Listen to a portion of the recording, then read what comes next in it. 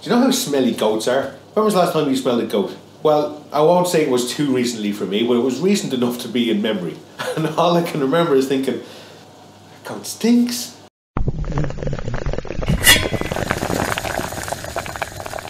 Hello, welcome to High Time, the cookery show where we make stuff you can probably already make on your own, but we answer the big questions while we're doing it. This week, we're having a vegetarian week, because why not? Vegetarians are people too, despite what most of us think. So here we are, we're making a goat's cheese bruschetta with a warm rainbow tomato, grape and onion relish. I have a few issues before we press on, because we've made jams and chutneys here before. We've used relishes and chutneys and jams and jellies. What's the difference between them all? Jam, a chutney, a jelly, a relish? I don't know, but I'm making a relish. That's what I'm calling it. Also, another issue before we finish off is goat's cheese is disgusting. It's vile. I'm not going to be trying this. Poor Ulton's going to have to try this later on. Or you'll see me vomit, which could be a nice outtake, but won't really be appetising. But in the meantime, my name is Matt. His name is Ulton. Hello. I think it's high time we made a disgusting bruschetta. We're going to get our relish on first, because that's going to take the longest to do. So in a saucepan, whack some heat up under that, and all we have is some simple white onion, sliced up, tomatoes that are different colours, and some grapes. And from a previous video, apple and dried fruit and juicy pear chutney that we had on the black pudding, which is a link down below and go have a look at. I assume if you're a sick person and you like goat's cheese, you will love my lovely stuff on top of it.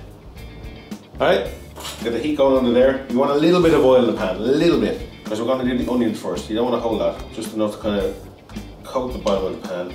Get our onions in first. And we're not going for like a saute, and then we're not going to like colour them. We kind of want to sweat them down more than anything else. Turn your heat down to like a medium heat, and while that's happening, we got some crusty bread, some crusty loaf, Cobb style, good old fashioned bread. And we cut a couple of slices, and we've already kind of baked them for a second to get some of the moisture. We want like a nice crispy, crunchy base for the bruschetta. So we're going to get that in the oven for a couple of minutes. You know, cookery shows give you like the temperature and a time. From now on, forevermore, I'm just going to say, put it in a hot oven until it's done. Right? You know it's done because the bread will be a little bit coloured and it'll be a lot crunchier, but that's when we'll take it out. Okay? Now we do want a bit of moisture in there.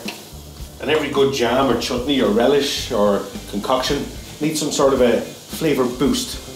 So I'm going to go and get a surprise, which I just remembered I had. This is port. Port is probably what your granny drinks. It's what old pirates probably drank.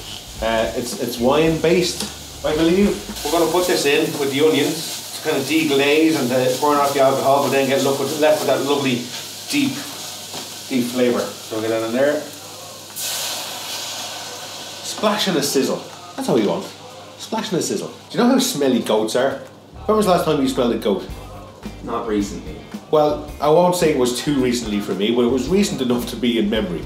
And all I can remember is thinking, that goat stinks. If you get a apparently really good, natural, organic, from the farm goat's cheese, it smells like goats. I don't know why anyone would want to eat what I smelt that day, but goat's cheese is extremely popular. I'm going to sweat these down, get these reduced down a little bit more. So you can see that the white onions have now gone into like a little red pinky colour. Just the heat down. We're going to add in our tomatoes. Never, ever, ever are they tomatoes. Get them in.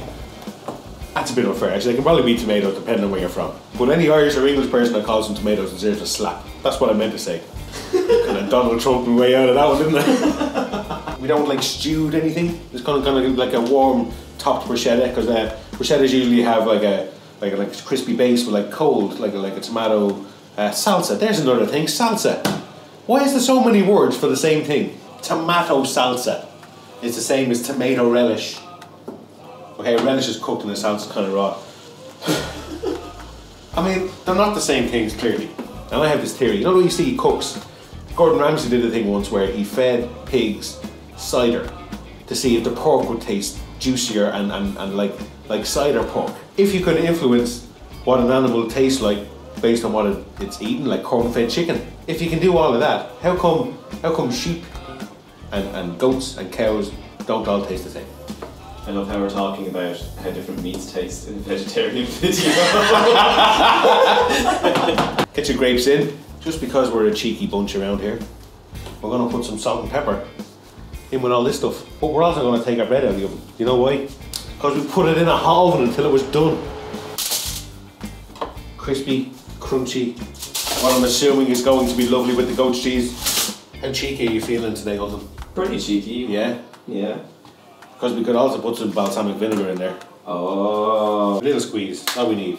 So, back when we made the black pudding and brie and chutney crostinis, linked below, they were kind of like, we cut them up into like finger bites, which is probably a good idea. This one's going to be a knife and fork job, I think. See that? So that's it. So we take that off the heat now, because again, we don't want to destroy the fruit. You still want a bit of a bite. You're going to get a bite out of the grapes. The onions are nice and soft, but the tomatoes are kind of in between. So that's the kind of consistency we're going for.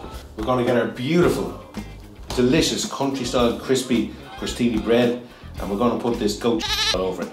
So this is just it's just goat cheese. It's got some herbs in it and some garlic. Again, I'm assuming people who like goat cheese would be into that. But we're just going to smear some on the warm bread. Shakespeare invented the word smear. Did you know that? He said, "Once upon a midnight dreary, upon my breast I smeared my goat cheese." It's not one of his most well-known works.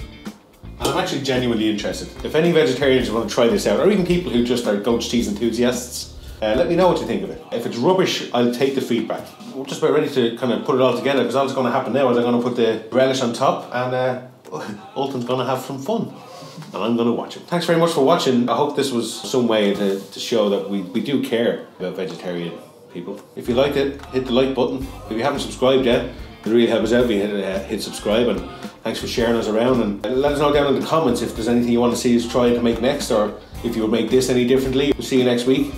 It's probably high time we tried this. Woo! You know what, you go ahead, and in the spirit of the black pudding that you tried, that you want to try, I'll try it, but after you try it first. Okay. I like it. You like it? I got a real crusty bit, yeah.